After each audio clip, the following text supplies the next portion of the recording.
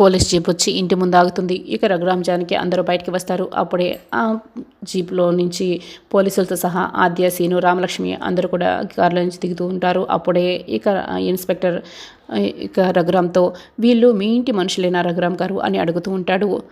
అవును అని రఘురామ్ అంటూ ఉంటాడు.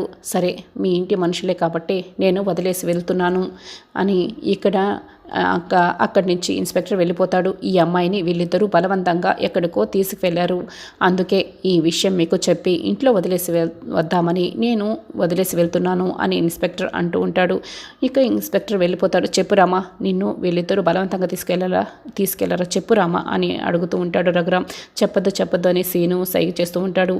నిన్నే అడుగుతున్నది, చెప్పురామా చెప్పు అని రఘురామ్ అడుగుతూ ఉంటాడు.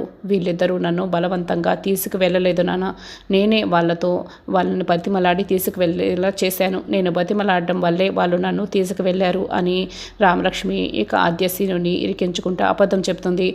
నువ్వు ఈ పని చేసినందుకు నీకు తప్పకుండా శిక్ష పడుతుంది, శిక్ష పడి తీరాల్సిందే. మీ అమ్మ మీద ప్రేమ నీకు ఇంకా చావకపోయింటే నువ్వు కూడా గీత దాటి అవతల వైపుకి వెళ్ళిపోవచ్చు. నేను నీకు వేస్తున్న శిక్ష ఇదే రామా, నువ్వు శిక్ష అనుభవించాల్సిందే అని రఘురామ్ అయితే లోపలికి వెళ్ళిపోతాడు. నువ్వు వాళ్ళని బతిమలాడి వెళ్ళినందుకు నీకు శిక్ష పడాల్సిందే అంటూ గీత దాటి మీ అమ్మ దగ్గరికి వెళ్ళటమే నేను నీకు వేస్తున్న శిక్ష.